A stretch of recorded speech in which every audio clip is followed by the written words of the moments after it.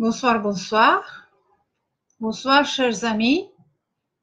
Voilà, je suis au rendez-vous à 19 h pour notre 5e masterclass ouvert à tout le monde.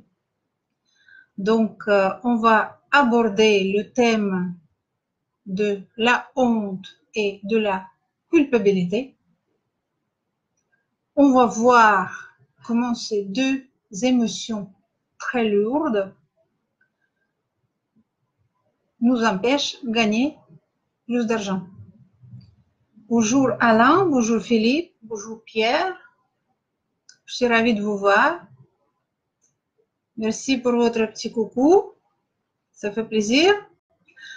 Chers amis, je serais vraiment très contente si vous me posez des questions.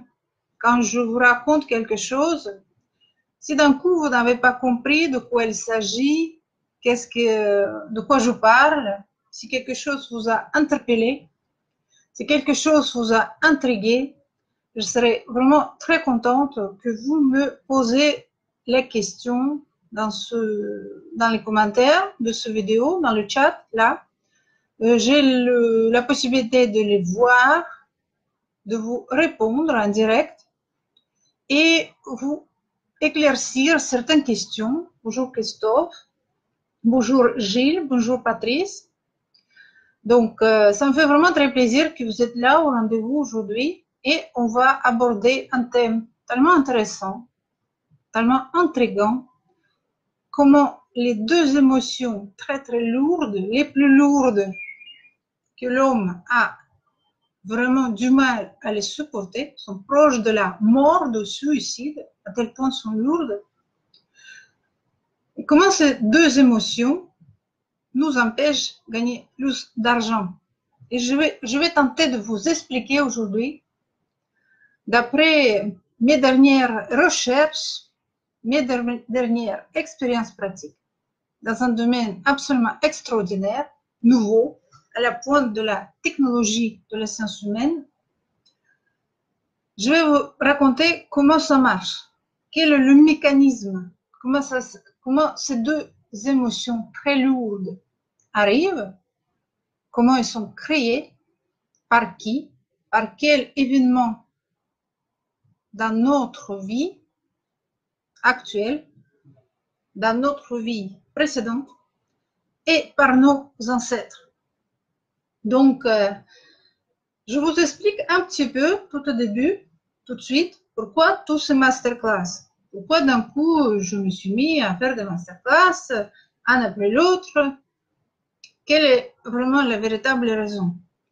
Je suis en train de créer une première à Paris, académie online, dédiée entièrement à la méthode MAC. M-A-K. Donc, j'ai écrit dans le chat, voilà, comment c'est écrit cette méthode. Voilà, MAC. Qu'est-ce que ça veut dire, MAC? M, ça veut dire métaphorique. A, ça veut dire associative. Et K, ça veut dire kinesthésique. Ce sont les moyens pour accéder à votre inconscient et pouvoir soutirer des informations de votre inconscient pour résoudre certains problèmes. Pourquoi cette méthode est si merveilleuse? Pourquoi je suis d'un coup tellement passionnée de cette méthode? Pourquoi j'ai décidé de la exporter de la Russie où ça marche vraiment très fort en ce moment? C'est quelque chose de nouveau, tout fraîchement créé, mais il y a déjà des milliers de gens qui bénéficient de ce système, de cette méthode. Ils travaillent beaucoup. À Paris, cela n'existe pas. Je suis la première personne qui a la chance de parler russe pour la apprivoiser, l'apprendre, de pouvoir pratiquer, étudier en profondeur cette méthode MAC. Et pour je parle suffisamment bien français, je pense, pour pouvoir le rendre accessible au monde francophone. Donc, mes chers amis, vous êtes invités à la première. Je pense que à partir du mois de septembre, on va déjà ouvrir les portes de l'académie. L'académie online. Donc, ce n'est pas une académie qui va fonctionner offline. Donc, tous les cours vont être faits par Internet, en régime online, par vidéo. Les vidéos soient préenregistrées, auxquelles vous pouvez accéder, soit par les vidéos qui seront faites en direct, comme maintenant, moi je parle avec vous. Il y aura forcément moi qui va mener tous ces masterclass, ces stages.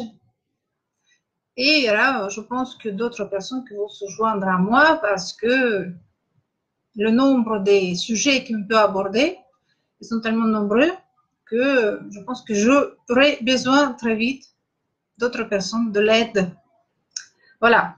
Qu'est-ce que c'est méthode MAC? MAC, c'est une méthode, comme je dis, métaphorique, associative, kinesthésique, qui donne des réponses à toutes les questions auxquelles vous n'avez pas trouvé de réponse auparavant. Les questions très souvent, lesquelles? Pourquoi? À cause de qui? À cause de quoi? Combien ça va durer encore? Pourquoi ça m'arrive à moi? Pourquoi ça m'arrive toujours la même chose? Et que faire? Que faire avec tout ça pour régler certains problèmes qui nous arrivent de façon persistante, comme le fameux film La journée de la marmotte. Je pense que tous les gens connaissent ce film, quand le héros vit constamment la même chose en boucle. Et si vous avez déjà remarqué dans votre vie, très souvent, il arrive aussi des événements qui se retournent de façon un peu régulière. Peut-être pas dans une seule journée, ou peut-être toutes les semaines, tous les mois, tous les ans, tous les 10 ans. Vous revivez quelque chose de désagréable constamment.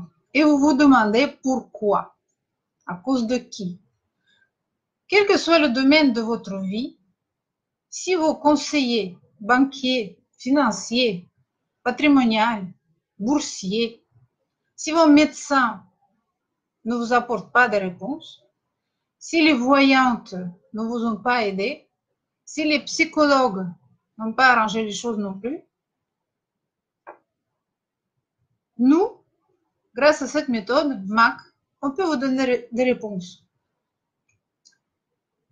Et cette méthode MAC, pourquoi elle donne des réponses? Parce que c'est une méthode qui se trouve au croisement des technologies nouvelles, que ce soit la psychologie classique, la science humaine, la neurologie, la bioscience anthropologique, la bio-ingénierie d'ADN humaine, l'évolution sociétale et les dernières avancées de la physique quantique. Vous vous rendez compte? Quelle merveille! Et grâce à tout cette cocktail des avancées technologiques nouvelles, on peut vous apporter des réponses. Voilà. Comment pratiquement ça se passe, je vous dirai un peu plus tard. Alors, bon, je vois qu'il y a beaucoup de monde. Bonjour, bonjour Patrice, bonjour Patrick, bonjour Christian, Christophe, bonjour Jean-Michel, bonjour Mac-A, bonjour Christophe, bonjour Lucie, bonjour Didier. Si vous voulez faire profiter de ce masterclass à d'autres personnes, vous pouvez partager cette vidéo sur votre page pour que plus de personnes qui puissent participer et profiter de ces informations qui sont quand même assez nouvelles, incroyables. Je sais pertinemment que toutes les choses nouvelles suscitent un petit peu de méfiance. Pourquoi? Pourquoi d'un coup, Mariana Lanskaya, qu'on connaît, la plupart des gens qui me connaissent en tant que directrice de festival, les saisons parisiennes, qui choisit les films, qui organise, qui traduit, qui fait les sous-titrages, voilà. Vous me connaissez un petit peu avec ce rôle. Mais je dois vous dire que ce rôle, je n'ai pas endossé toute ma vie. Je n'ai fait beaucoup d'autres choses avant. Et il y a une certaine logique pourquoi je suis arrivée à cette méthode et pourquoi j'ai envie de la proposer aux Français. D'abord parce que j'aime beaucoup la France, j'aime beaucoup les Français, je vis parmi vous déjà depuis la majeure partie de ma vie, plus que la moitié. Donc, je suis venue toute jeune et mes enfants sont français. Et je connais beaucoup des jeunes personnes, des personnes moins jeunes, et je vois que il y a un certain nombre de questions qui méritent d'être prises vraiment au sérieux. Et j'ai vraiment envie d'aider toutes ces personnes. J'ai envie d'aider la jeunesse de se débarrasser de certains problèmes dont ils ignorent l'existence, dont ils ignorent la provenance, les racines. Et je veux aider à toutes les personnes qui le souhaitent, quel que soit l'âge, quel que soit le métier, d'améliorer votre vie. Je veux également, c'est un petit peu les missions que je me donne, débarrasser le grand nombre de personnes, des gens, des dépendances. Donc, je veux que les gens se débarrassent des dépendances de l'alcool, des drogues, de la cigarette, donc de la nicotine, et je vois la solution, je vois comment on peut faire ça facilement, je vois comment les gens ont du mal à régler leur dépendance, de se libérer de ces dépendances, et en conséquence aussi d'améliorer leur niveau de vie.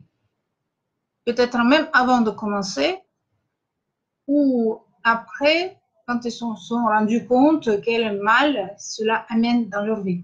Ça, c'est un des aspects. Puis, bien sûr, on parle des aspects financiers parce que bien vivre, ce n'est pas interdit à personne. Ça fait toujours du bien. Donc, c'est une question qui est toujours là, quel que soit le niveau financier auquel vous vous trouvez actuellement. Tout au début, j'ai fait une série de vidéos qui parlent des niveaux financiers.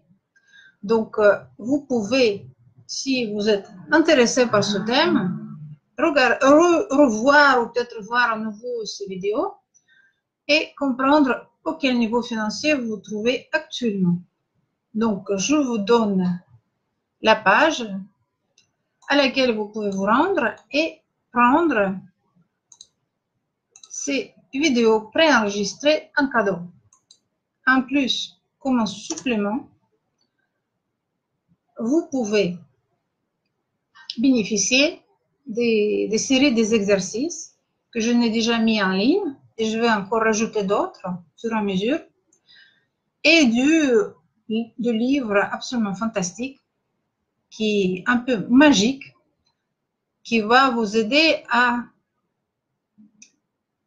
réaliser vos rêves. Tous les gens qui ont lu ce livre m'ont dit « Ah, il y a quelque chose qui a changé en moi. » Pourquoi?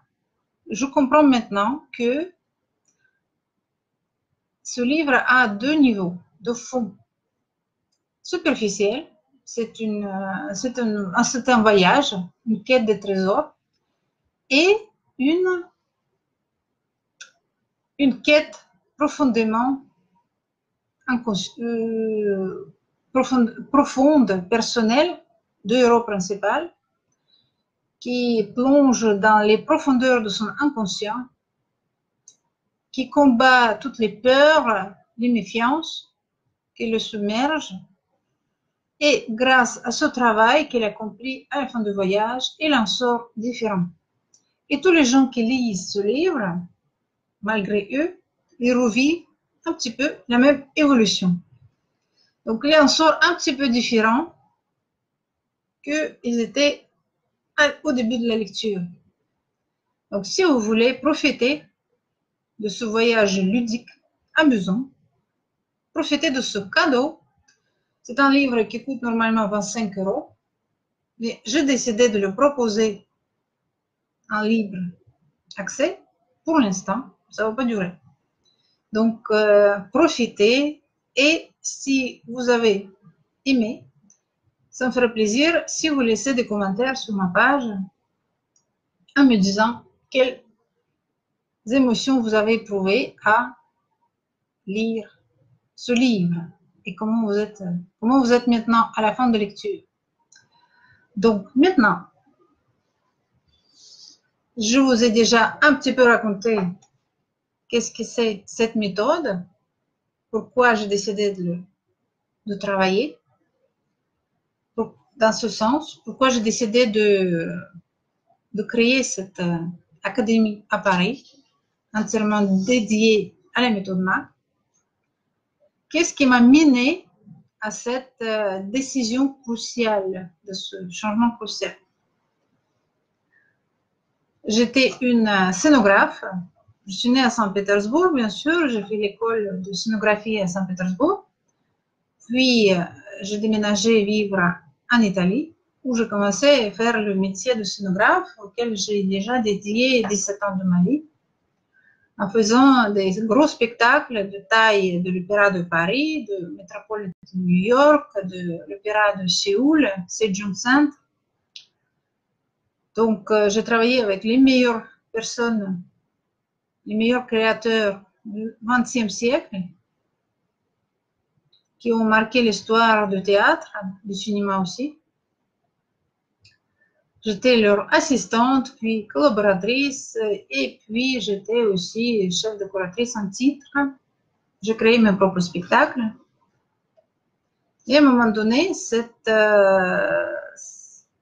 carrière se fut arrêtée par des raisons que je n'ai pas passé la crise. Je n'ai un petit peu parlé des crises, ce qui est donc à écouter, mais on va y revenir sur la question parce que je pense que c'est un sujet qui mérite d'être un petit peu plus travaillé plus en profondeur. Mais pour l'instant, on ne va pas s'attarder là-dessus. Donc, on va avancer. Aujourd'hui, c'est un autre sujet. Donc, je n'ai pas passé la crise de croissance. Je me suis, on peut dire, développée artistiquement avec une grande vitesse.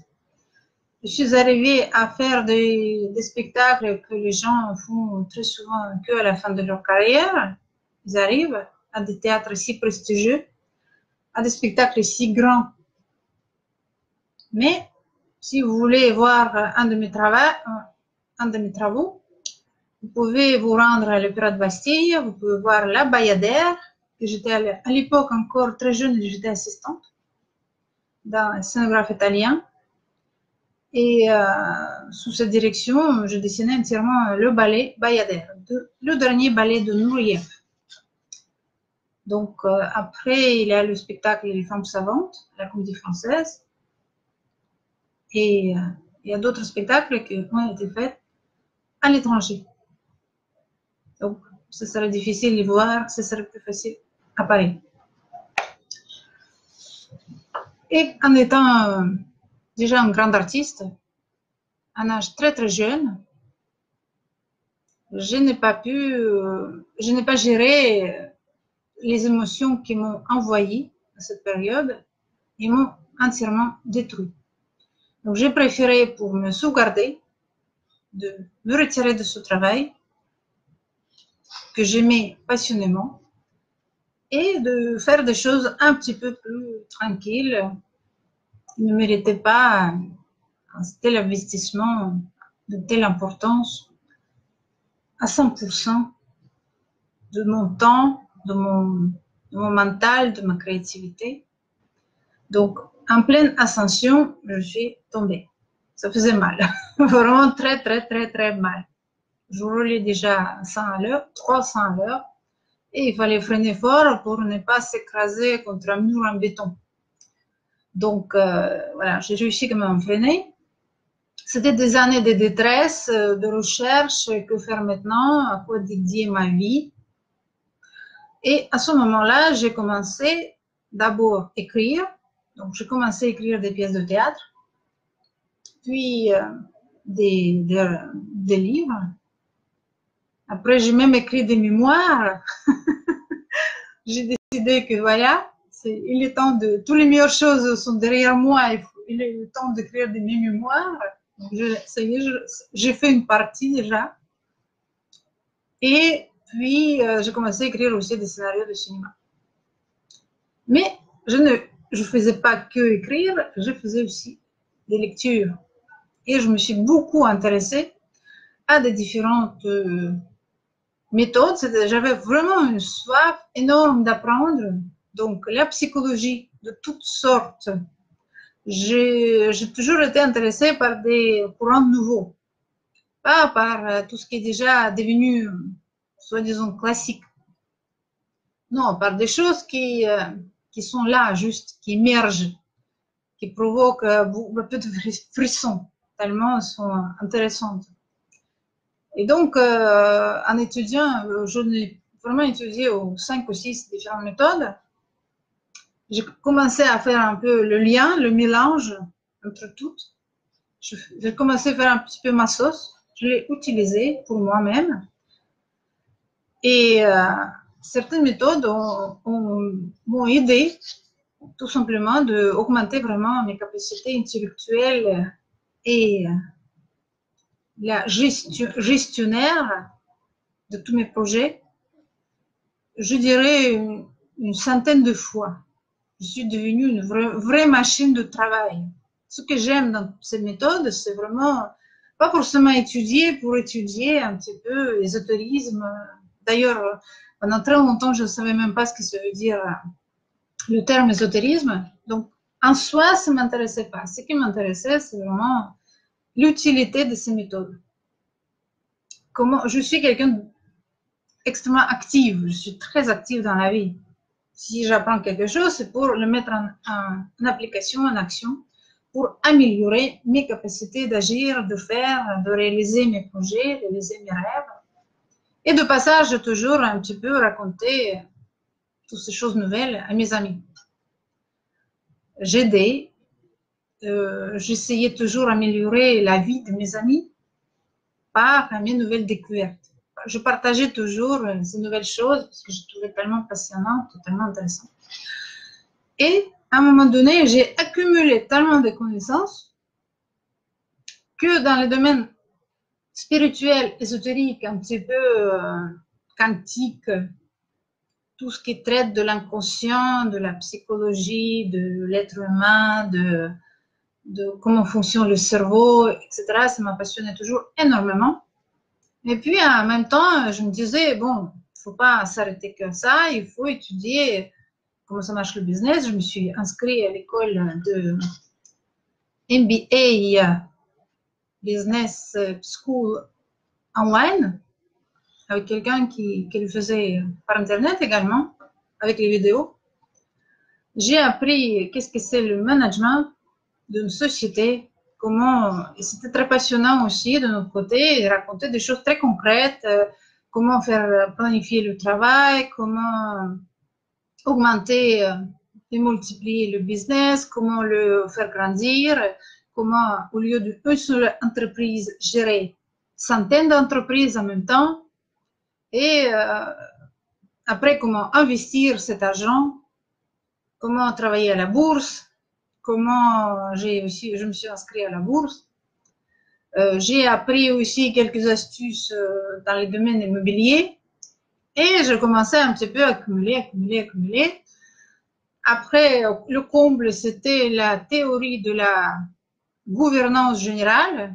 ou on peut dire gestion générale, mais ça veut dire que ça va de gestion de sa vie quotidienne au niveau de la famille jusqu'à comment gérer un État, comment gérer une ville, une nation, comment on peut gérer des toutes petites structures et des grandes structures. Les lois sont exactement les mêmes. Comment fonctionnent les systèmes et quels sont les moyens d'intervenir et quels sont les moyens pour pouvoir faire fonctionner des systèmes de différentes tailles.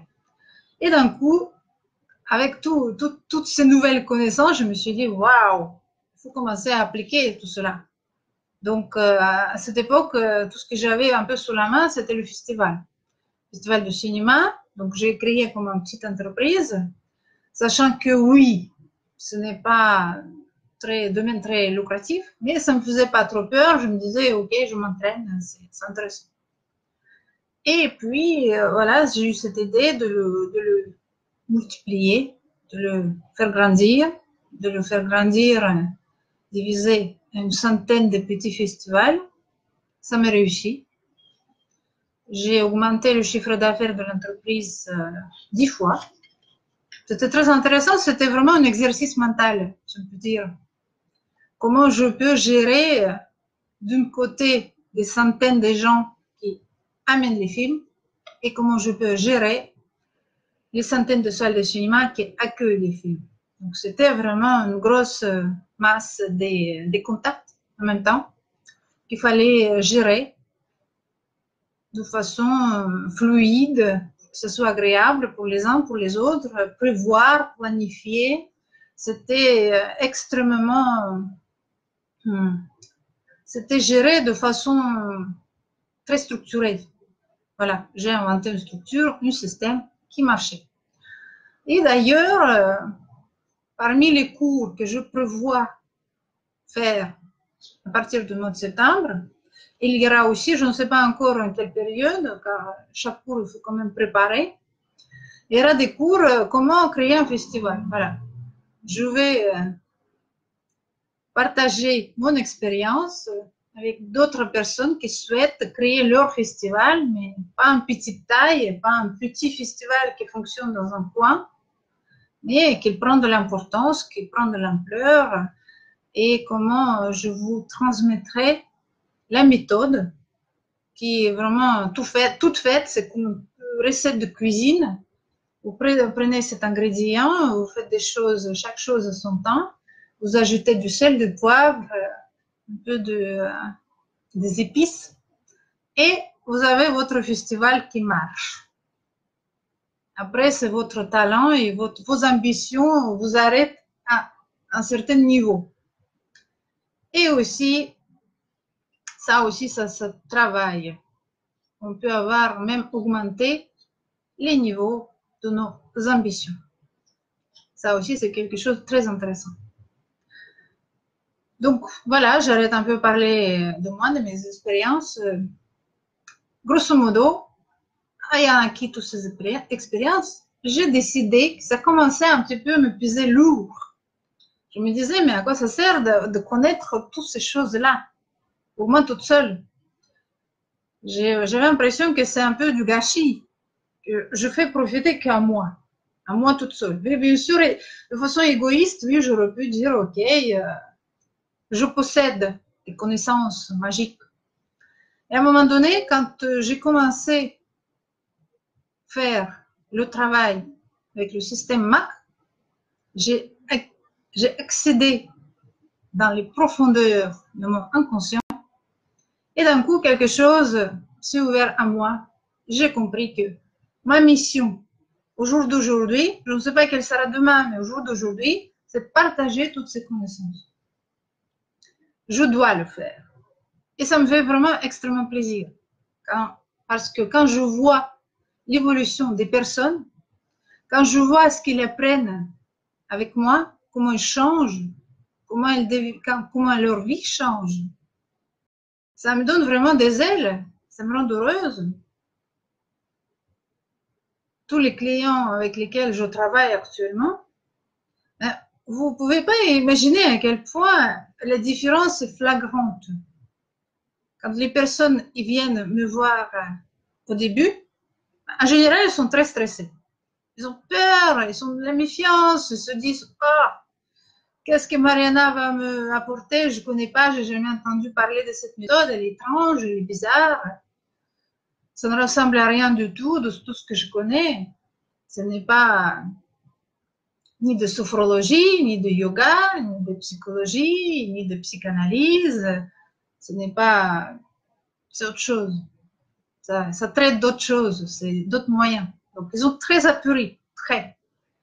Mais quand même, bon, il y a curiosité qui est plus forte. Ok, je vais tenter, je vais essayer. Comme c'est pas hypnotique, on reste toujours conscient, donc on peut toujours dire j'arrête à tout moment. Mais normalement, personne ne veut arrêter. Tout le monde veut aller plus loin.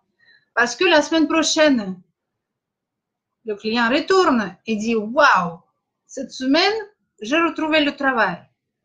Cette semaine, j'ai retrouvé une maison. Cette semaine, quelqu'un m'a fait un cadeau inattendu. Cette semaine, mon ex-conjoint a décidé de m'aider pour régler certains problèmes financiers.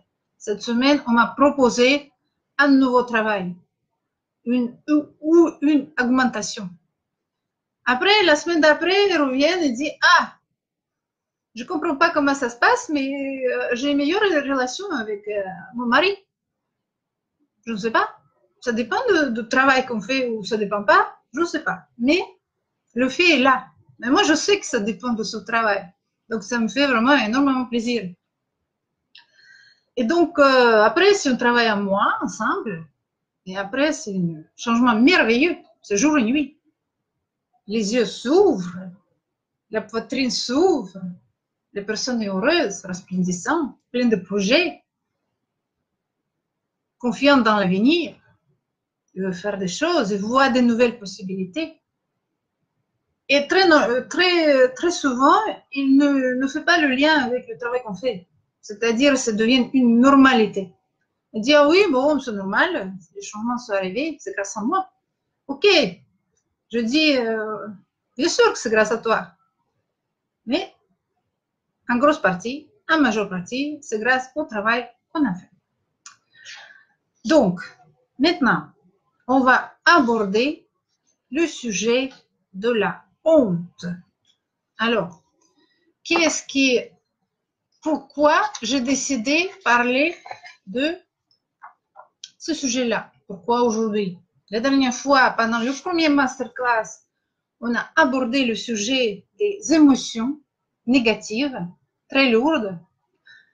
Et si vous vous souvenez bien, je n'ai parlé de deux émotions les plus lourdes. Maintenant, on va un petit peu revenir là-dessus. C'est la honte, c'est la plus lourde. Et la culpabilité, c'est la deuxième au niveau de la lourdeur, au niveau de supportable pour un être humain. Donc, je vous redis un petit peu la description qui était par quelqu'un qui s'appelle Hawkins.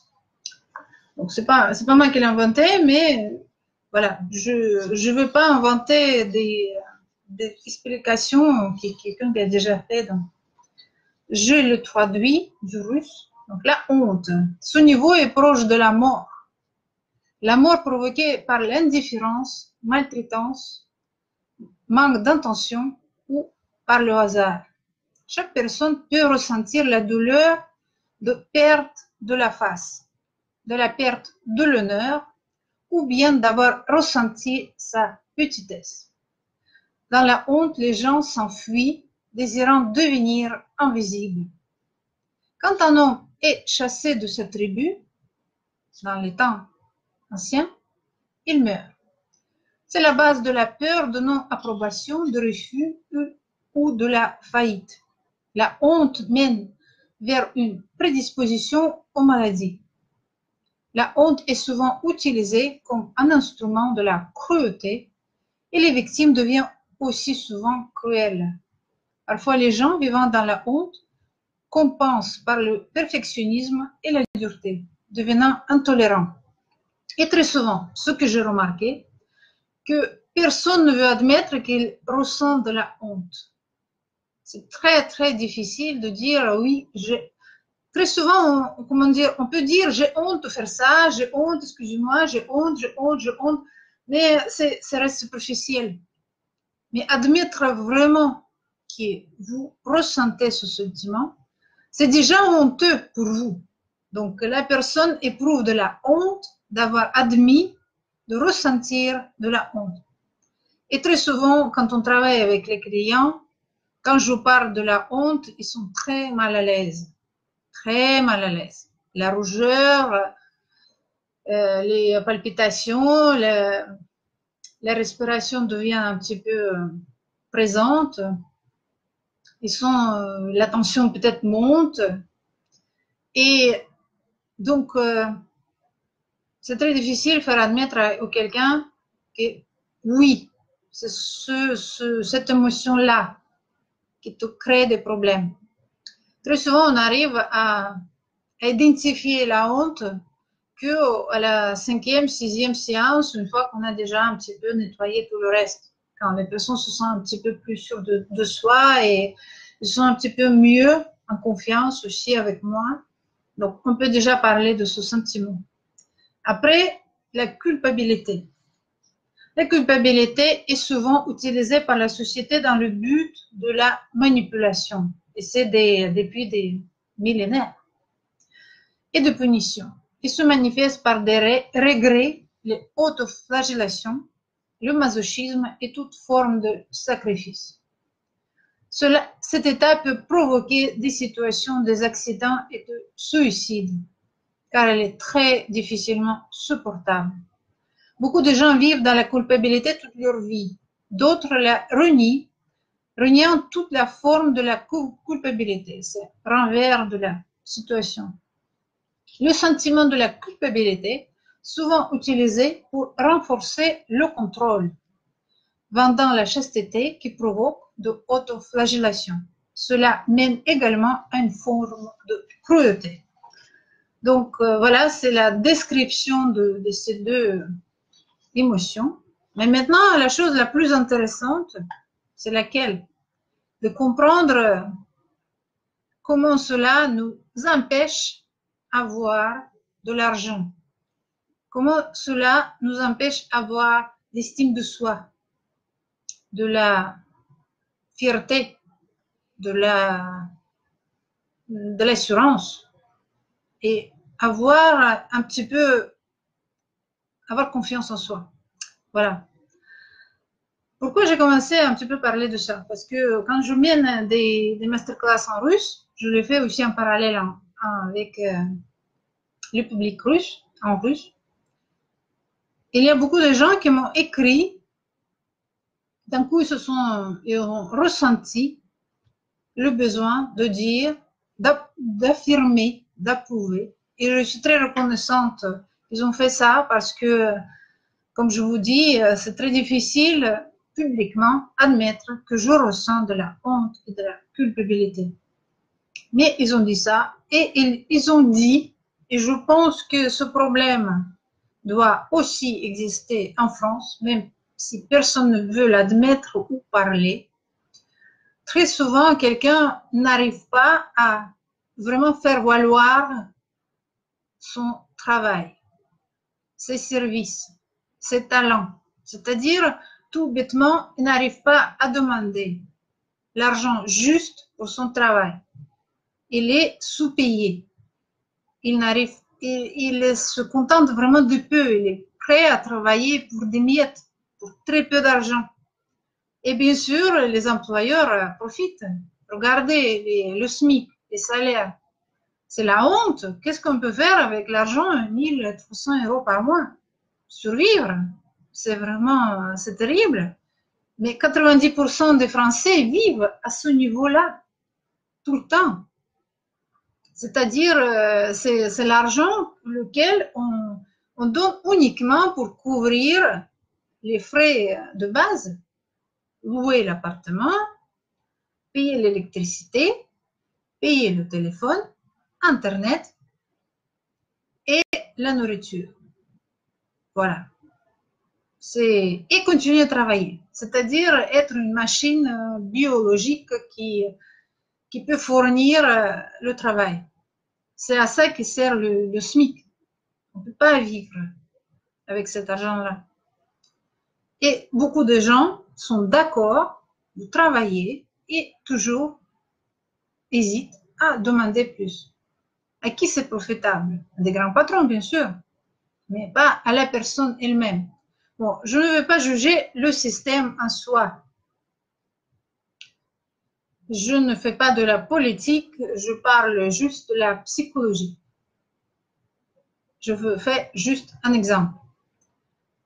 Mais si, dans votre cas particulier, si vous voulez faire valoir votre travail, se débarrasser de la culpabilité, de la honte, quand vous recevez de l'argent, ou quand vous demandez une augmentation, ou quand vous dites que mes services coûtent tant, vous ne baissez pas le prix, juste parce que ça vous met mal à l'aise. Ou par exemple, si vous avez un petit business et vous dites que, mais de toute façon, les gens n'ont pas d'argent. Comment je peux vendre mon travail plus cher? C'est pas possible. C'est une conviction, c'est une croyance qui existe chez vous. Les gens commencent à parler des croyances. Ou par exemple, vous manquez d'estime de soi. Et cette estime de soi vous mène aussi à la même conséquence. Vous n'arrivez pas à apprécier à juste titre avec la somme vraiment équivalente qui vaut votre travail, votre investissement. Ou vous avez la honte quand vous dites le juste prix de votre service, de votre intervention, ou si vous travaillez pour une entreprise, vous acceptez un maigre salaire. Tout cela, c'est une très basse estime de soi. Et vous courez toujours en boucle, comme un écureuil, et vous n'arrivez jamais à faire un changement crucial dans votre vie et sortir de cette boucle.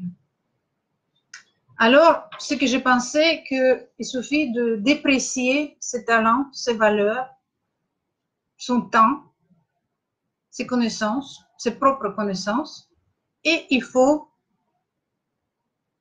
avoir l'assurance et la fierté de dire exactement ce que je vaux et ne pas ressentir de la honte et ne pas ressentir de la culpabilité. Ne pas vivre à mes propres dépens et ne pas vivre non plus à la dépens des autres, tout simplement avoir un équilibre financier entre moi et l'employeur, entre moi et le client, entre moi et le partenaire de travail. Ne pas sous-estimer soi-même. Parce qu'il y a aussi un truc assez réciproque. Quand vous sous-estimez vous-même, vous sous-estimez aussi la personne en face de vous. Car les gens aiment payer. Parce qu'ils aiment se sentir capables. Ils aiment de donner la juste valeur au travail que vous faites. Ça leur fait plaisir. Ça les rassure. Ça leur donne un sentiment qu'ils ont reçu quelque chose de qualité. Voilà. Et si vous, d'un coup, vous dites oui, au lieu de dire ok, je le fais, mais pour la somme de 150 €, vous dites oui, modestement, ok, donnez-moi ce que vous voulez, ou donnez-moi bon, de quoi boire. Voilà, l'estime tombe directement. Vous dites ok, bon, donnez-moi 50 € de quoi manger, passez une semaine. Voilà, ce client ne reviendra plus chez vous. Il ira ailleurs où ça coûte plus cher. Parce qu'il éprouve beaucoup plus de plaisir de sortir ces 150 € plutôt que de vous donner 10, 20 € comme ça. Vous lui donnez aussi le sentiment de malaise. Vous lui refilez votre sentiment par les neurones miroirs votre sentiment de culpabilité et votre sentiment de la honte. Il va peut-être pas les identifier, tout le monde n'est pas psychologue, tout le monde ne marche pas dans la rue en s'analysant lui-même, analysant les autres. Ah oui, maintenant je ressens telle émotion. Ah oui, aujourd'hui, non, là, maintenant je ressens une autre émotion. Ah oui, lui, il ressent cette émotion. Non, personne ne pense à ça. Et très souvent, je dois vous dire que toutes ces émotions sont tellement profondément ancrées en nous. Nous vivons comme dans une sorte de piscine. J'ai déjà parlé une fois dans un aquarium. J'ai déjà parlé de métaphore d'un aquarium. Et quand on est dans un aquarium, on ne comprend pas ce qui se passe ailleurs. On est un poisson, on n'est jamais volé, on n'est jamais sorti de l'eau. Donc, on ne remarque pas que notre émotion, nos sentiments, on ne sait même pas qu'on les éprouve. On vit dedans. Voilà. On ne peut pas les identifier. Alors, maintenant, on a compris quel mal nous apporte ce sentiment de la honte, de la culpabilité. Mais d'où ça vient et qu'est-ce qu'on peut faire pour s'en débarrasser? Voilà. Les deux questions encore restent à résoudre. Alors, c'est là que je vais vous parler de quelque chose qui relève cette méthode MAC, métaphorique, associative et kinesthésique. Vous pouvez retenir déjà MAK. Le titre, donc, cette méthode, elle se base sur le travail qui nous mène vers notre inconscient directement, nous permet d'identifier les émotions qu'on prouve, mais pas seulement, il nous permet par une pratique, je dirais, assez simple, assez ludique, agréable, d'identifier où se trouve le point qui provoque cette émotion, le cerner, cibler avec la précision de laser et de le éliminer. Où se trouve ce point? Moi, je suppose, il y a déjà des recherches qui ont été faites, justement, mes clients m'ont dit qu'il y a certains gens qui sont déjà penchés sur la question, que nous avons la mémoire génétique dans notre ADN. Moi, je suppose que ça se trouve au niveau de la information quantique, car ça se transmet de si loin et si longtemps à travers le clan familial et peut persister pendant des siècles, des millénaires, et vous êtes transmis de quelqu'un qui a vécu des millénaires avant vous. On a déjà fait des preuves, on a déjà voyagé un petit peu et vu que certains problèmes ont été créés dans le deuxième millénaire avant Jésus-Christ. Voilà. Vous vous rendez compte? Et c'est toujours en vous. C'est toujours transmis dans votre ADN. Donc, je pense que le niveau doit être le plus stable, le plus intact possible pour transmettre cette information à cette distance temporelle si lointaine. Donc, ce ne peut pas être une molécule qui est très souvent très volatile. Elle peut se transformer, on sait très bien, on a un peu étudié la chimie. Ça ne peut pas être un atome qui aussi, on sait très bien, qu'il peut être détruit, qui peut être modifié, qui peut subir de différentes interventions. Donc, ce n'est pas une structure d'information stable. Mais ce qui est stable, ce qui forme notre univers, c'est l'information et l'énergie quantique. Voilà, là qui interviennent les dernières nouvelles recherches au niveau de la physique quantique. Ça me passionne, ça me plaît énormément. Et je suis très fan de ces recherches. Je suis de près. C'est très intéressant.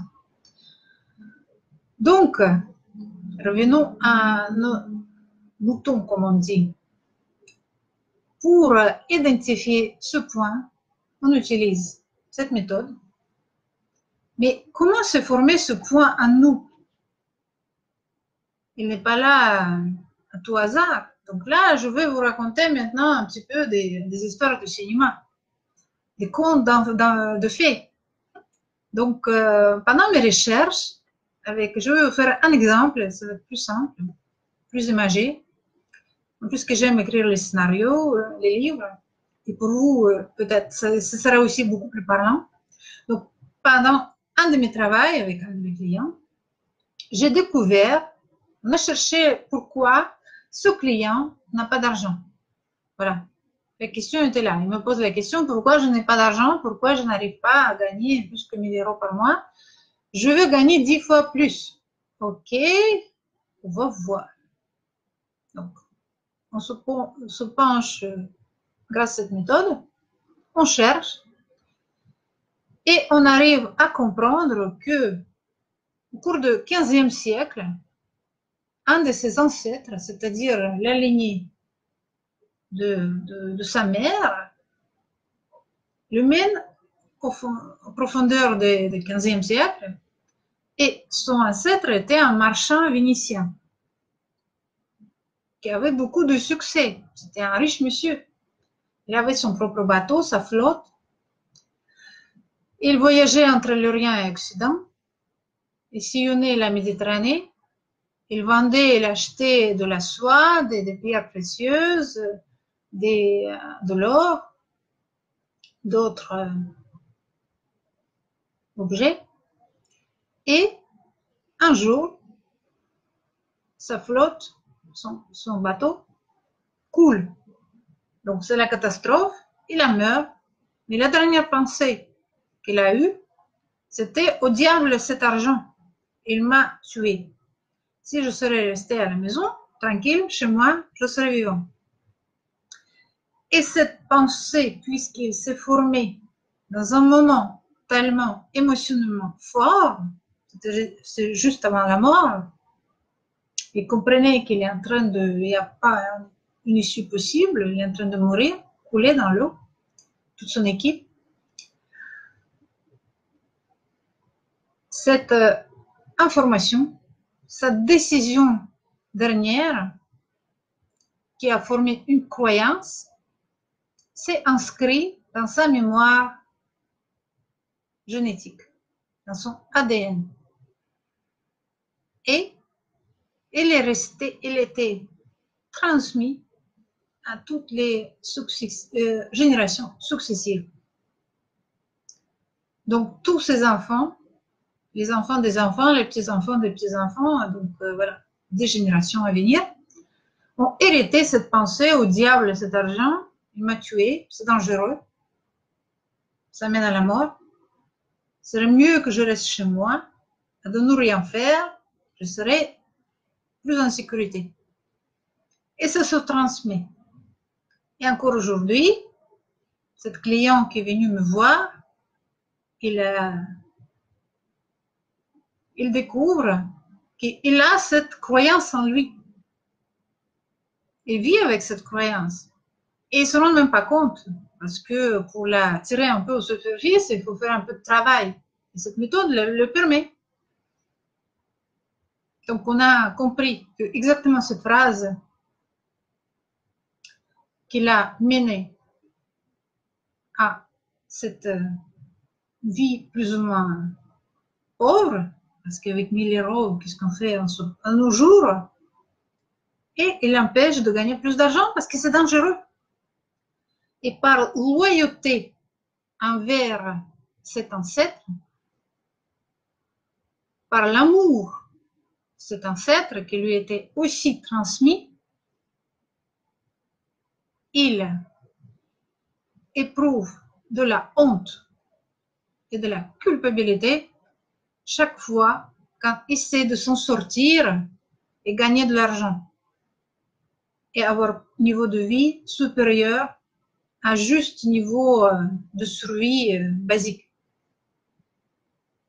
Vous comprenez? Encore une fois, c'est-à-dire que par amour à cette personne, chaque fois, quand elle essaye de faire un effort, essaye de rencontrer des gens intéressants, de rencontrer des gens de niveau un peu supérieur que le sien, d'avoir des contrats de travail un peu plus intéressants financièrement, d'avoir du succès, de monter son entreprise, il ressent un profond sentiment de la honte, de la possibilité de l'exclusion de son clan familial, parce qu'il a trahi un peu la fidélité envers tout son clan qui, depuis le XVe siècle, vit dans la pauvreté, à un niveau très, très, très bas. Il trahit tous ses ancêtres. Il trahit sa mère, son père, grands-parents, arrière-grands-parents, tous les autres. Et c'est beaucoup de gens. Il trahit toutes ces personnes. Il dit, bah, ils vont m'exclure. Et qu'est-ce qu'on a dit, justement, quand j'ai lu, qu'est-ce que c'est la honte? C'est la peur de perdre la face, de l'honneur, et c'est la peur d'être chassé de la tribu qui mène à la mort. Et comme on a intégré cette peur ancestrale comme nos réflexes, comme nos instincts dans notre cerveau reptile, il nous guide quelque part, il provoque, il sort des hormones de la peur, de la honte, de la peur d'être chassé, de la honte, d'être exclu de la tribu, chaque fois quand cette personne essaie de s'en sortir. Vous me direz, oulala, c'est un film de science-fiction, là. C'est un conte de fées. Mais non, c'est la réalité. C'est comme ça que ça marche. Après, la culpabilité, ça marche de pair avec la honte. La culpabilité, ça veut dire que moi, je veux être meilleur que tous mes ancêtres. C'est pas possible. J'ai pas le droit. Je ne me permets pas d'être meilleur. Il ne faut pas que je gagne plus que mon père. Si mon père, pendant la période soviétique, a gagné 100 roubles, moi, Mariana, je ne peux pas gagner aujourd'hui 1 million de roubles. C'est pas normal. C'est le sentiment de culpabilité envers ses ancêtres, mais je dis que l'exemple du père, c'est juste un exemple. En général, on éprouve la culpabilité envers tous les ancêtres.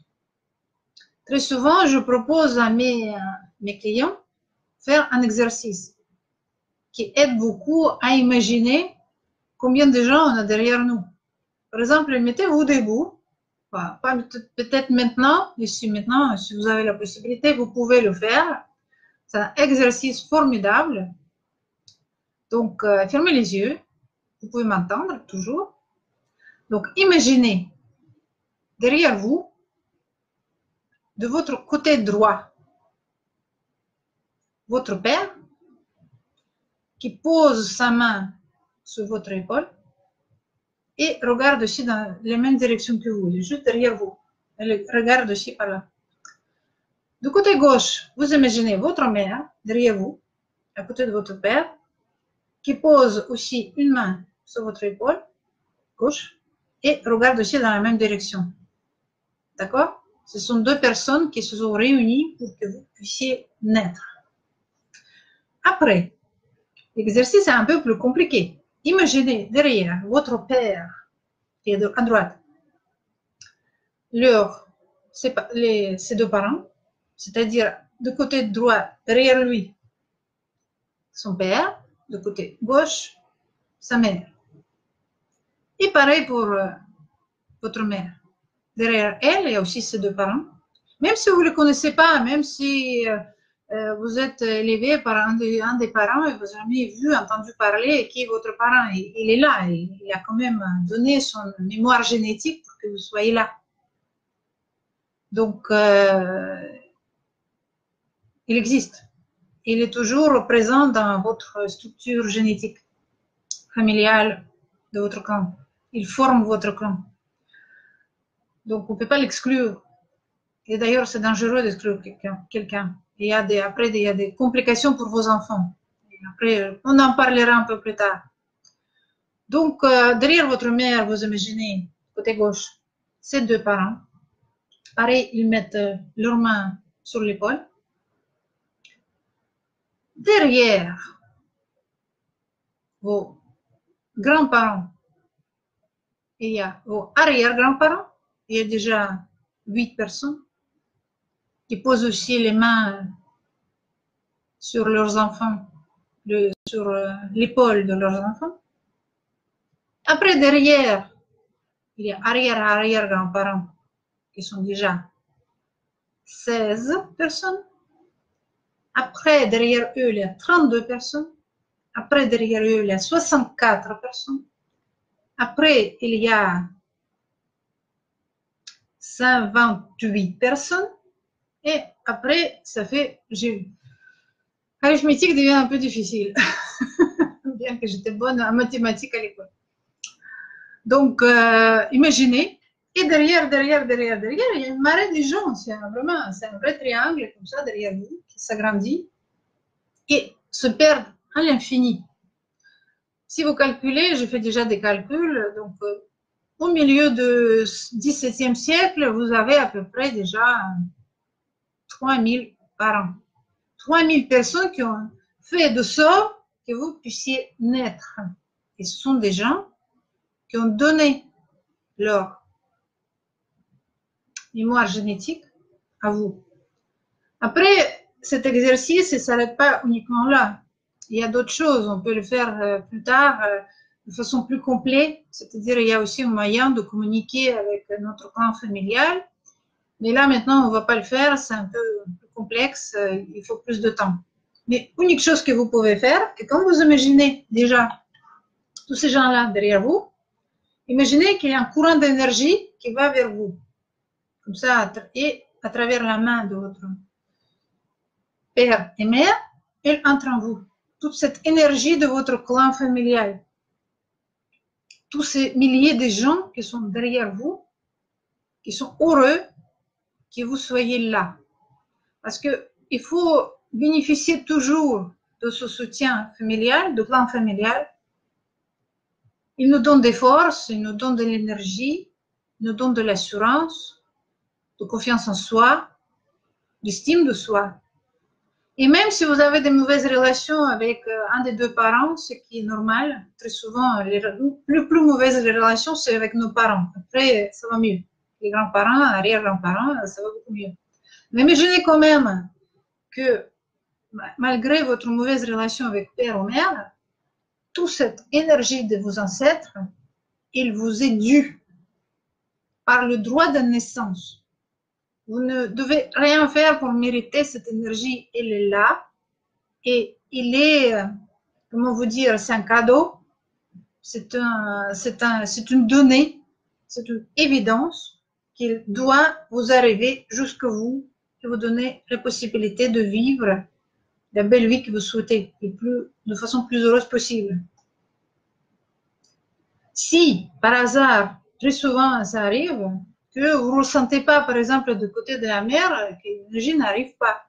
Par exemple, du côté père, ça arrive, ça va, ça marche, il n'y a pas d'interruption, vous le sentez, parce que très souvent, quand on fait cet exercice, cette petite méditation, on ressent vraiment cette courant d'énergie. Ça nous remplit, c'est impressionnant. Ça fait pleurer, certaines personnes pleurent, éclatent en sanglots. Moi, j'ai pleuré très très fort, des larmes de crocodile. La première fois que je fais cet exercice, c'était formidable. Je ne pouvais pas pleurer maintenant parce que sinon ça va être drôle en direct. Mais vous voyez, ça donne une très grande émotion. Et par exemple, de côté mère, vous ne sentez rien. Il ne passe pas. L'énergie, le courant ne passe pas. Donc, il faut chercher qui de vos ancêtres bloque cette énergie. C'est possible que ce soit la mère, c'est possible que ce soit quelqu'un plus loin. Donc, il y a aussi possibilité de découvrir qui bloque exactement ce courant d'énergie. Et en état normal, on doit ressentir de deux côtés l'énergie de deux clans ancestrales, côté père et côté mère. Donc, voilà.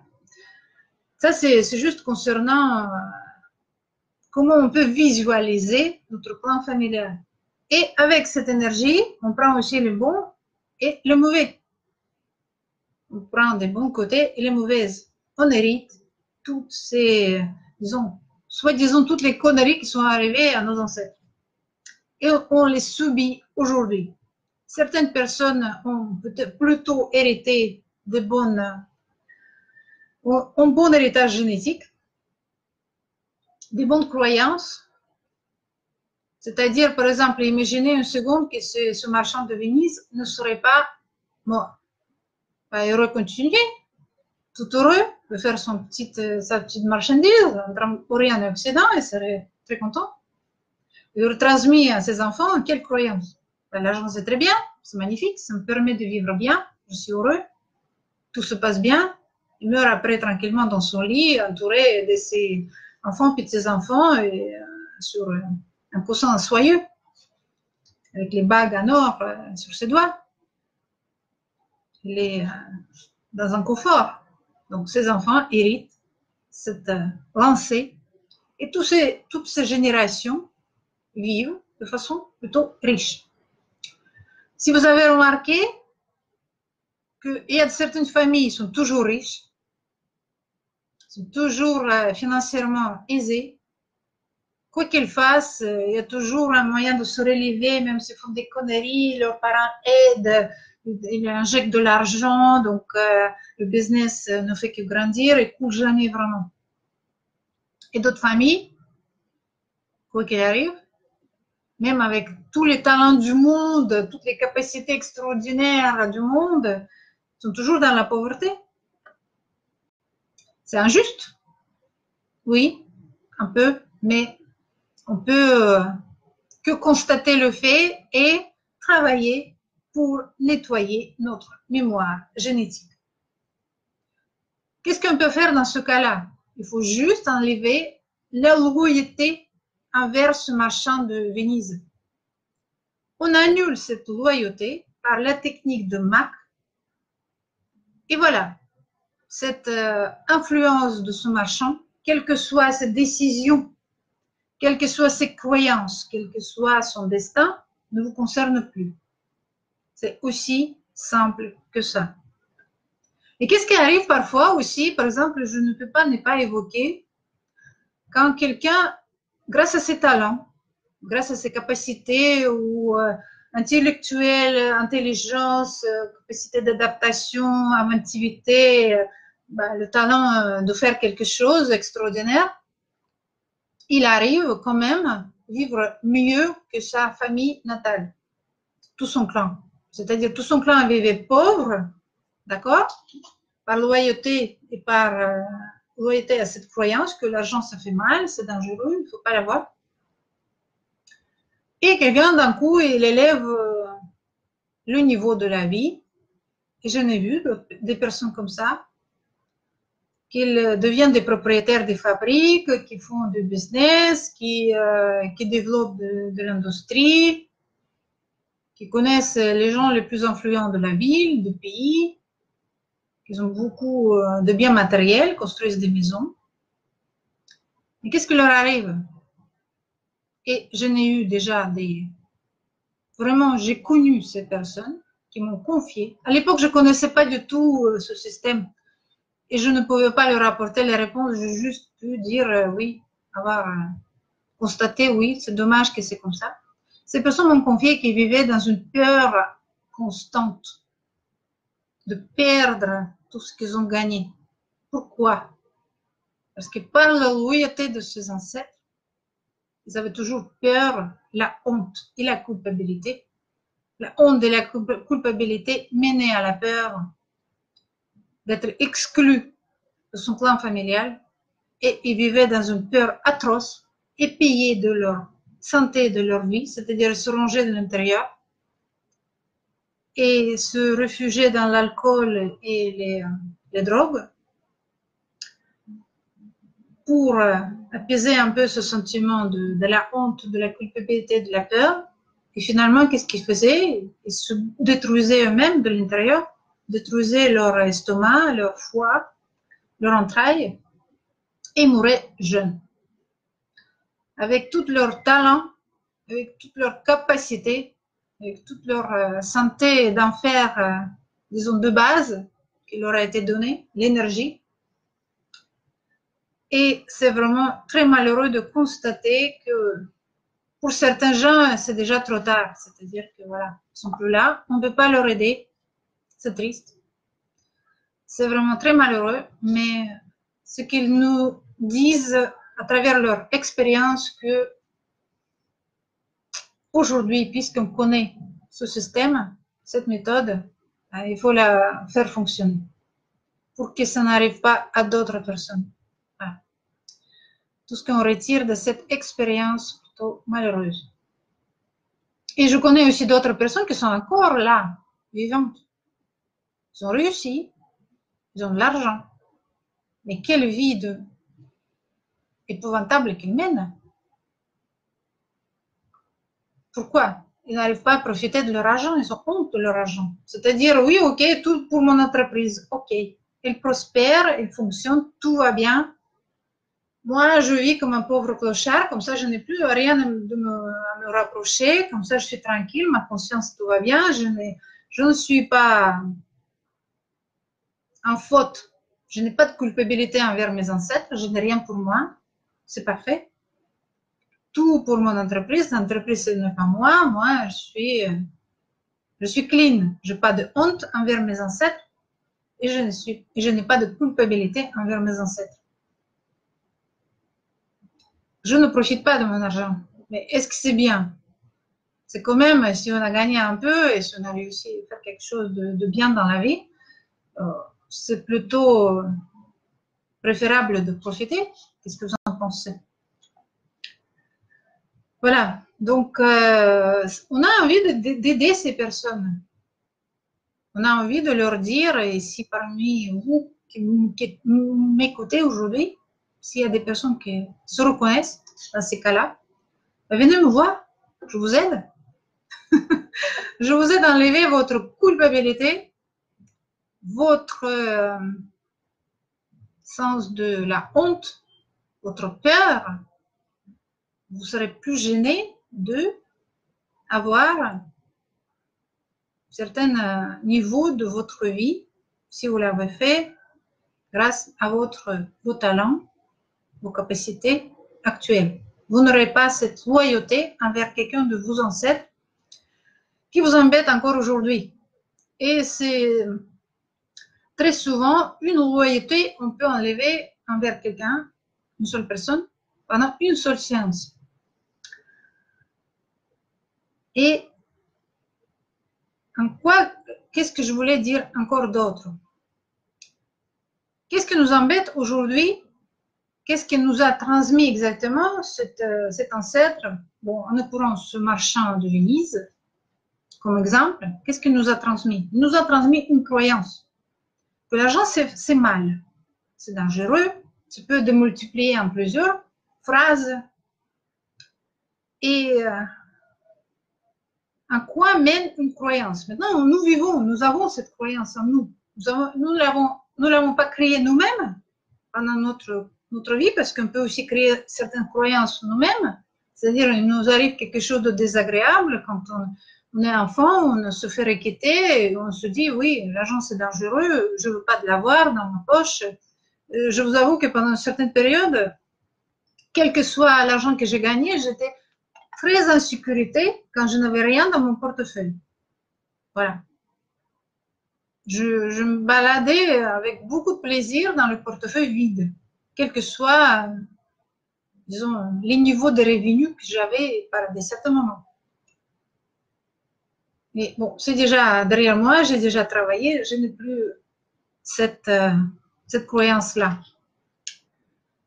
Ça, c'est une croyance qui a été créée dans cette vie-là, par votre expérience personnelle, parce que des croyances, on peut en avoir des centaines. Mais il y a certaines, donc je n'ai fait un exemple, là maintenant, on a hérité de quelqu'un d'autre, des temps lointains, très lointains. Ça peut remonter vraiment très très loin. Et donc nous vivons avec cette croyance. Par exemple, l'argent c'est dangereux, on peut en mourir. Et où nous mènent les croyances. La croyance forme notre identité, c'est-à-dire des centaines de croyances, c'est comme des petits briques qui forment notre petite maison dans laquelle nous vivons. Très jolie maison, c'est notre identité. La maison, c'est l'identité. Les briques, c'est les croyances qui le forment. D'accord? Après, nous regardons à l'extérieur, par la petite fenêtre de cette maison, qui est notre identité, et se forme notre vision du monde. Comment nous voyons le monde autour de nous. Parce que la croyance, c'est ce que nous pensons de nous par rapport à différents aspects de la vie. Nous et les autres, nous et les hommes, nous et les femmes, nous et l'argent, nous et le bonheur, nous et la vie en général, nous et les enfants, nous et les parents. Donc, il y a beaucoup d'aspects différents. Donc, il y en a des centaines de croyances dans notre tête qui sont là, qui forment notre identité, c'est-à-dire ce que nous sommes. Nous croyons que nous sommes ça. D'accord?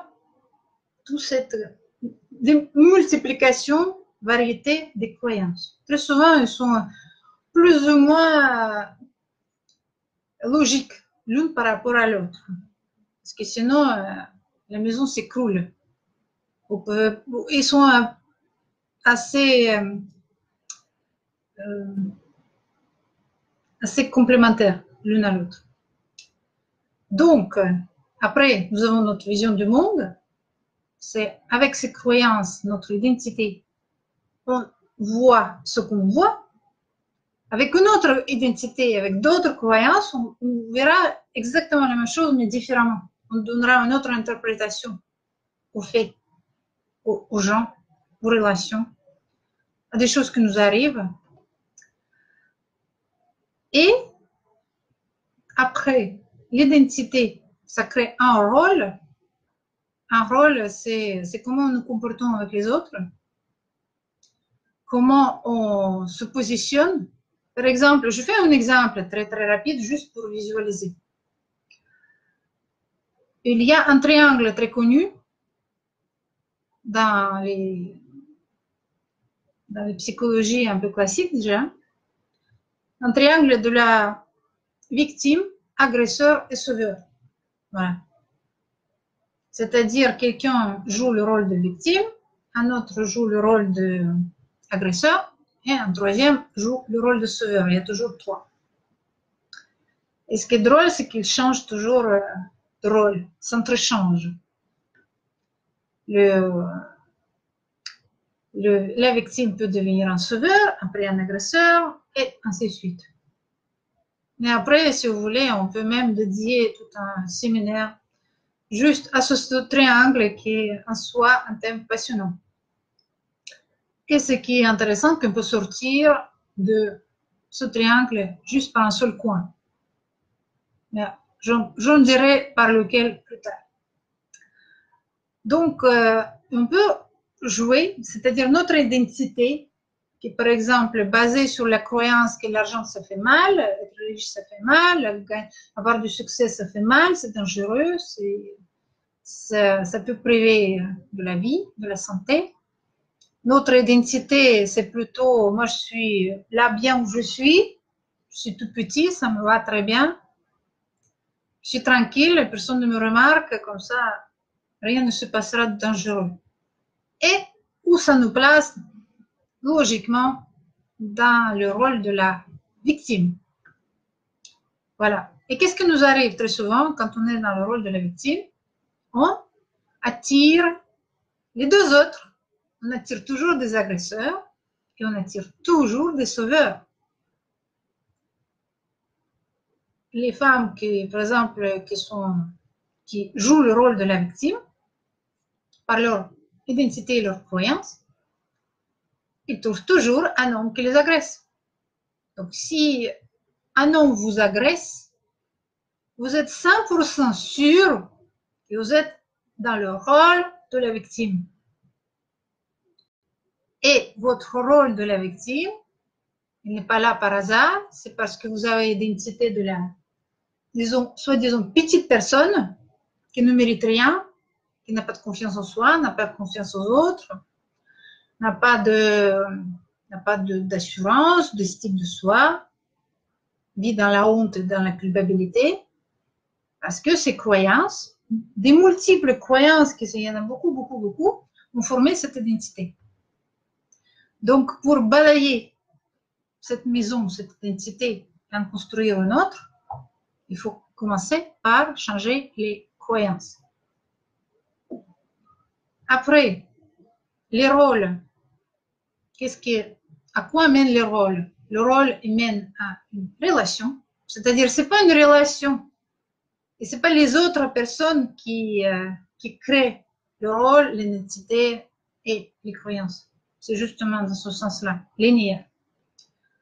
Donc, le rôle de victime crée quoi? Une relation de dépendance, de la victimisation, de la violence, des agressions, parce que l'agresseur va vous agresser forcément, ou de la dépendance des sauveurs, les gens qui toujours seront là pour vous sauver, pour vous cajoler, pour vous dire « Ah, quel pauvre, qu'est-ce qui t'arrive ?»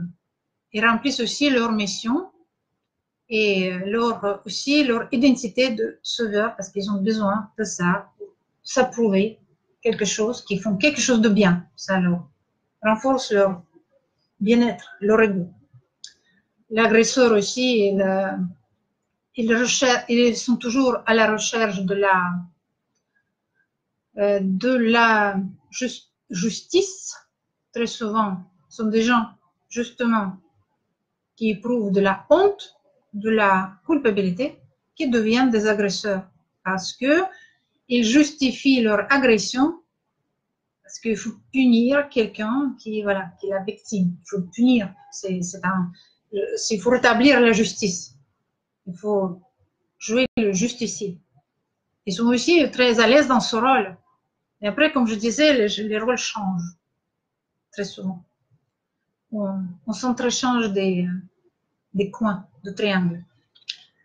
Après, la relation aussi peut provoquer la relation avec les structures, une entreprise, un État, et ainsi de suite.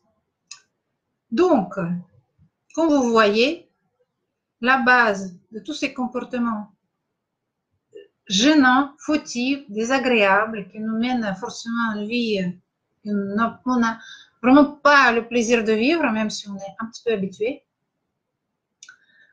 Donc, la base de tout ça, c'est les croyances. Alors, pour travailler avec les croyances et éviter de tout de suite s'embarquer dans une consultation personnelle, laquelle je vous invite bien sûr, mais si vous hésitez toujours et vous avez peur terrible, qu'est-ce que nous raconte Mariana? Qu'est-ce que c'est ce système MAC? Qu'est-ce que c'est cette méthode? Qu'est-ce qui me fera plutôt du bien ou du mal? Donc, c'est une méthode, je vous dis tout de suite, elle ne peut pas faire du mal. Il y a un système de sécurité écologique et harmonieuse.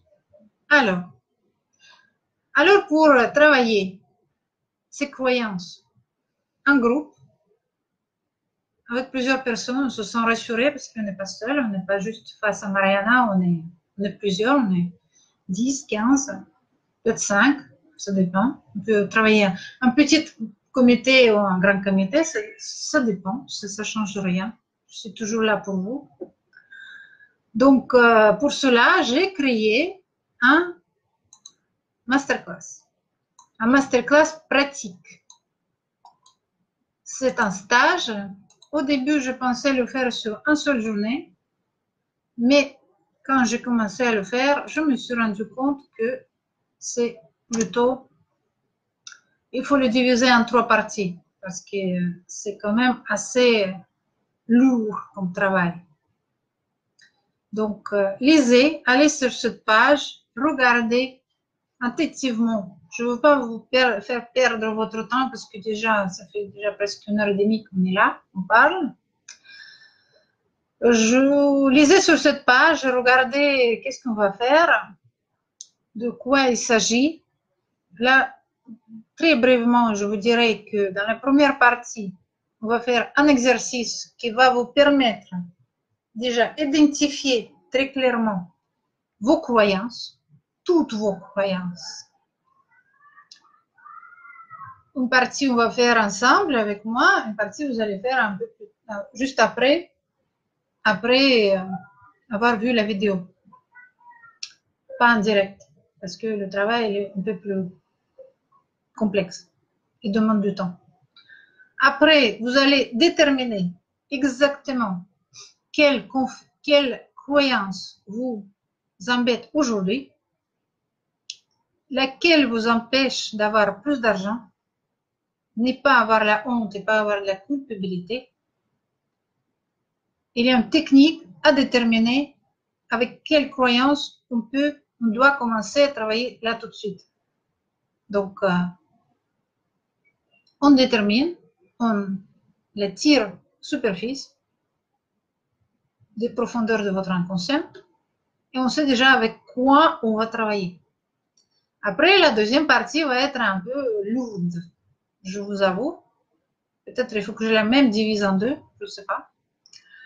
Encore un quatrième journée, mais bon, pour l'instant, on va faire avec 3 jours.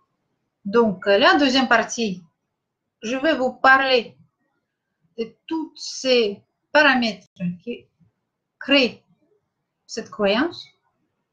Je vais vous parler de l'identité, de la loyauté, des rôles, des relations avec quelqu'un, des entremêlés de destin. Je vais vous parler des emprunts, des projections, des anomalies dans le clan familial, des vœux et des serments. Je vais vous raconter qu'est-ce que c'est. Très exactement. Dans le quatrième masterclass, on a touché un petit peu à 4 premiers. Mais après, il y en a 15. Et chacun a l'importance. Pour ne pas être dans le flou sur quoi on travaille, donc je vais vous expliquer qu'est-ce que c'est. Je vais vous donner des exemples. Donc vous savez exactement, vous saurez exactement à quoi on a affaire. Après, je vous donnerai un exercice très intéressant qui fait genre exploser le cerveau, qui vous aide déjà à comprendre quel de ces paramètres de 15 a créé exactement cette croyance qu'on a déjà détectée. Donc, déjà, on a fait le premier diagnostic. Ah oui, j'ai oublié, pendant la première journée, on détermine vos niveaux financiers. Voilà. Par une technique merveilleuse qui ne trompe jamais. On va déterminer quel niveau financier vous avez là tout de suite et quel niveau financier sera le prochain que vous pouvez atteindre facilement dans le futur proche si vous travaillez bien sûr, si vous faites ce qu'il faut. Voilà, donc dans la deuxième partie, on fait un exercice qui s'appelle 42 questions.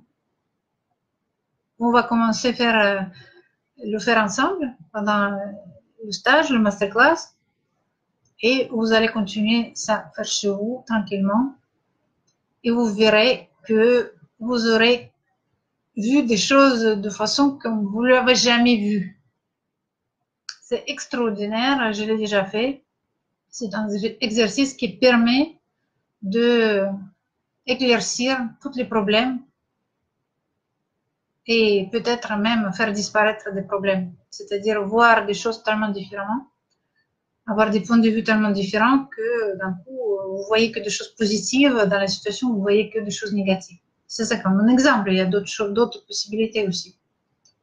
Et on verra comment est apparue cette croyance, faute de qui a participé à la création de cette croyance, qu'est-ce que je dois faire pour l'éliminer.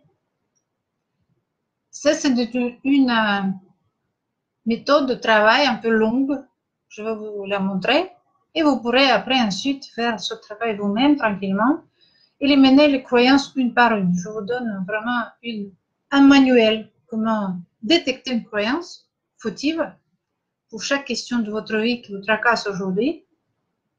et la méthode comment l'éliminer cette croyance. Mais ça peut prendre, après, je vous dis tout de suite, un certain laps de temps. Parce qu'il y a beaucoup de croyances, il faut les passer une par une. Après, dans la troisième partie, se passera les choses les plus intéressantes qu'on va faire ensemble avec un des participants, ou peut-être deux, on verra si on a le temps. Je vais vous montrer comment moi, j'élimine ces croyances. Je vais vous montrer en direct la méthode. Vous allez participer à la magie en direct. Et vous verrez avec quelqu'un concret et précis, vous verrez comment les choses se règlent rapidement, agréablement, de façon ludique, amusante. Et ce qui est important, définitivement, j'ai oublié de dire que cette méthode permet de régler un problème à la fois, mais de façon définitive, c'est-à-dire ce problème-là ne reviendra plus jamais. Ce point traumatique dans votre passé sera réglé pour toujours. Il y aura peut-être d'autres, bien sûr, ce n'est pas seul, on ne peut pas régler ça tout d'un seul coup, mais celui-là sera déjà résolu. Voilà, donc le programme, si vous voulez, inscrivez-vous à ce masterclass. Je vous attends en juillet. Que vous, même si vous partez en vacances, si vous avez votre ordinateur sous la main, vous pouvez toujours le faire. Vous pouvez aussi choisir le tarif ou vous pouvez acheter l'enregistrement et regarder plus tard. Vous pouvez le faire aussi vous-même. Si vous avez la foi et la confiance, si vous avez la volonté de le faire des choses vous-même, si vous êtes bien organisé, discipliné.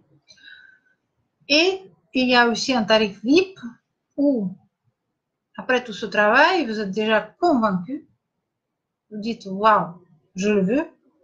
Vous pouvez acheter 5 consultations avec 50% de réduction d'un seul coup. Donc, vraiment, faire beaucoup d'économies. Je ne me souviens pas exactement des prix, mais c'est environ 250 € d'économie, tout de suite direct. Donc, voilà, je vous laisse regarder. Je vous laisse s'apprivoiser avec cette page de notre site, se familiariser plutôt. Et si vous êtes intéressé, cliquez sur le bouton acheter et nous nous retrouvons pendant le masterclass. Il ne sera pas là tout de suite, ce sera en juillet. Pourquoi? Parce que je compte vous donner encore d'autres masterclass ouverts entre-temps pour vous laisser le temps de réfléchir. Mais soyez prudents parce que chaque semaine, le prix va augmenter un petit peu. Pas beaucoup. Il y a un calendrier d'augmentation de prix. Donc, si vous voulez vous inscrire par le prix, avec le prix très avantageux, le plus avantageux, faites-le aujourd'hui. Et si vous avez plus de temps, vous avez besoin de plus de temps pour réfléchir, bon, vous avez le temps. Il y aura encore 3 masterclass ouverts, mais le prix va être un peu plus cher. Donc, avec ceci, si vous voulez poser-moi des questions en direct, si vous voulez, je vous répondrai. Si vous êtes intrigué, si vous n'avez pas compris quelque chose, si vous voulez savoir un petit peu plus comment ça marche, vous pouvez me poser des questions. Et ça me ferait plaisir également si vous regardez cette vidéo après avec un enregistrement, quand vous avez le temps, quand vous êtes confortable. Donc, laissez des commentaires, mettez des likes si vous avez aimé, ça me fait plaisir toujours. Ou partagez aussi avec vos amis qui peuvent aussi profiter de ces nouvelles connaissances inédites en France. Aider aux gens de connaître, de savoir que cela existe pour que d'autres gens puissent éviter des situations désagréables et changer leur vie vers une vie meilleure. plus heureuse, plus agréable, plus sereine, plus confortable, plus prospère, plus abondante dans toutes les choses, bonnes choses qui peuvent mener la vie. Pas la peine de rester dans les souffrances, mais subir. On peut faire quelque chose, on peut travailler, on peut la maîtriser. Ce n'est pas une fatalité de toujours régler beaucoup de choses. Donc, encore une fois, je répète, le MAC, système MAC, méthode métaphorique, associative et kinesthésique, sert à régler les questions auxquelles vous n'avez pas trouvé de réponse. Personne ne vous a aidé à trouver, ni médecin, ni conseiller, ni banquier, ni psychologue, ni tarologue, ni voyante. Donc, toutes ces questions qui sont restées sans réponse, nous pouvons vous apporter la réponse. En l'occurrence, moi, puisque je possède cette méthode. Je suis unique et première en France de vous la faire connaître, de vous la transmettre, de vous partager, de la partager avec vous. Et je suis très heureuse si vous prenez le courage de demain et vous décidez d'aller de l'avant et améliorer votre vie grâce à cette méthode avec mon aide. Voilà. Avec ceci, je vous dis au revoir, à bientôt. Le prochain masterclass va avoir lieu ce jeudi, donc dans quelques jours. Et je vous dis à très bientôt. Bonne soirée, bon match, bon foot. Et on se revoit très vite. Au revoir.